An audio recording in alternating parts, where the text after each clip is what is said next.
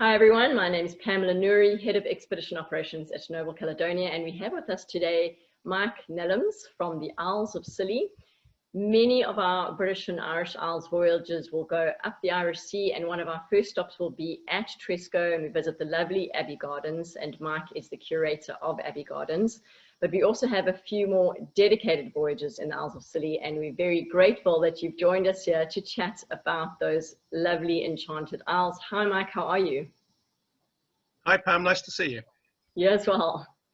Mike, tell us, how did you end up there? I understand you've been there for 35 years. How did you end up there? And it's no secret that you would have been enchanted to stay, but how did you get there in the first place? I was incredibly lucky. I was given a garden scholarship to come to the Abbey Garden. The scholarship lasted for 1 year, but I loved it so much I stayed a further 2 years. I talked them into letting me stay. I had a little section where I went away for 5 years, but was asked to come back and run the garden as garden director. So for the last 35 years, it's been my job and my passion, and I've got a special garden in a special place. It's an incredible set of islands that I know your guests have all been coming to for many years. I've been welcoming Noble Caledonia ships for most of that time, and it's always a joy to see everybody. Well, it's always a pleasure to see you. It's always nice when someone who's the curator is as charismatic and welcoming as you. So it's always a friendly face. And the gardens are, I mean, possibly, I'm sure a lot of people would agree, the highlight of the archipelago. But there's a little bit of something special around each of the islands.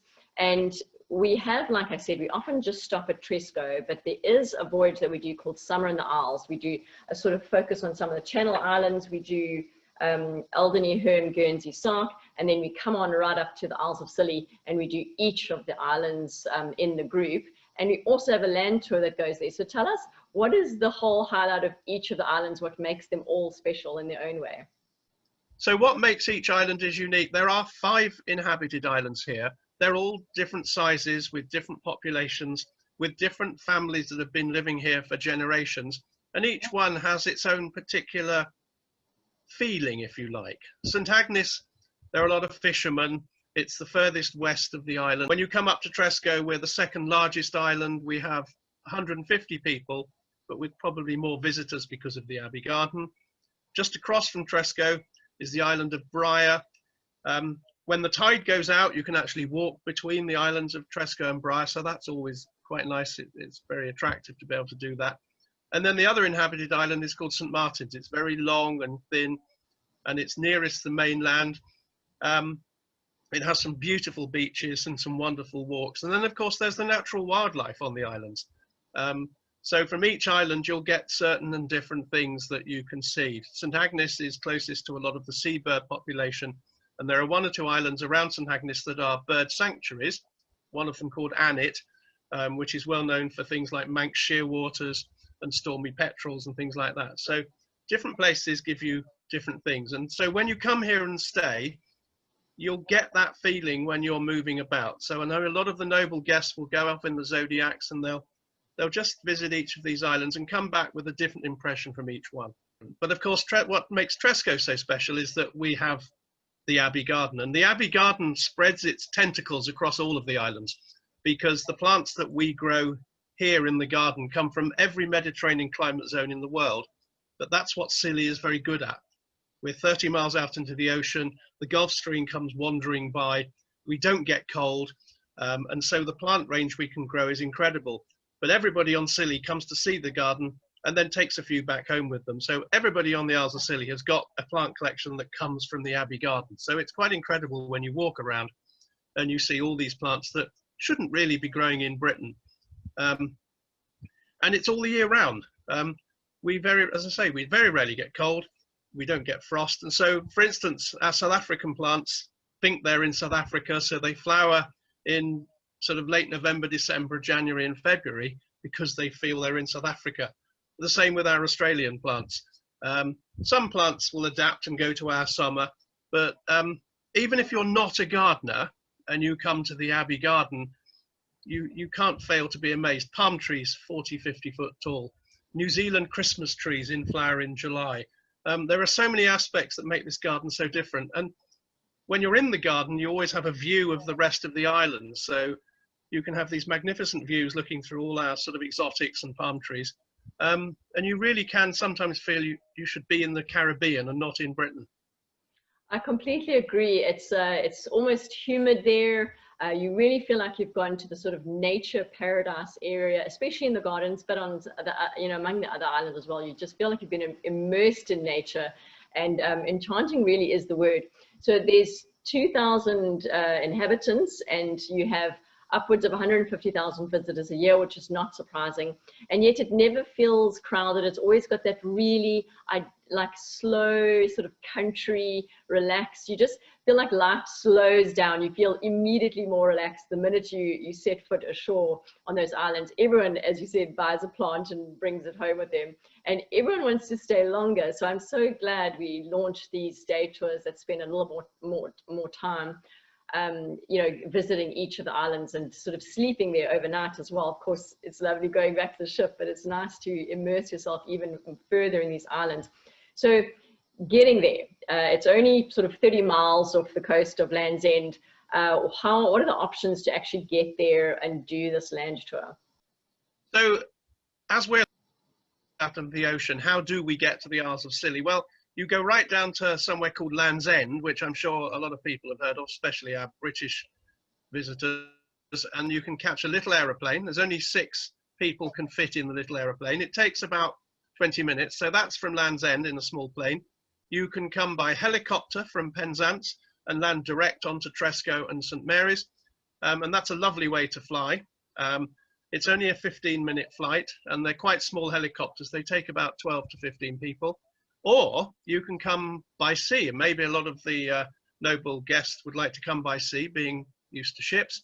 So you come by a boat called the Caledonia, very aptly named the Caledonia, and that takes about 2.5 hours, and it goes along the coast from Penzance for about 12 miles. It goes past Land's End and gets to the islands about 2.5 hours later. And it's a really nice way to travel. You really feel you're coming into islands when you come by boat.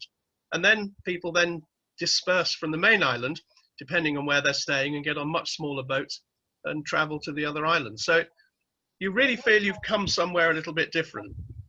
Yes, it does. It has that feeling. You feel like you've gone much further away from home in the UK than just the 30 miles it takes to get across there. So in fact, our founder, Andy Cochran, more than 30 years ago went to the Isles of Scilly, and that really hooked him into realizing this immersive experience in nature, a little bit further away from home, and just being out there on these lovely windswept nature focused islands really probably started what we actually do today. It started the beginning of this idea of taking these small ships to ideal small ship destinations and expedition cruising, getting them ashore by Zodiacs. And Isle of Scilly has been a mainstay in our expedition cruises all over the UK for all these last 30 years. And that's, of course, led into going to these expedition cruises all over the world that we do now, operating 4 vessels. So it's quite, it's not that surprising that the Isles of Scilly, in a sense, triggered that all off, because they really represent, I would say, everything that it is to do wilderness tourism, expedition cruising. You're just absolutely getting that nature therapy, that fresh air, that salty air, that slowing down of life, and it's just so magical there. Well, of course, it's not just about the gardens, which I happen to look after. As you say, there's the naturalist side. We have all the seabirds, there's the marine life, there's a lot of seals here.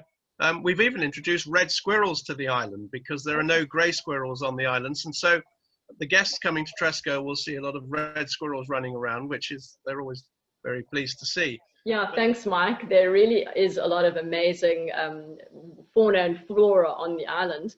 And that's why, I mean, of course, it's so easy to do by a small ship, and it's the perfect, perfect sort of islands for a small ship to visit.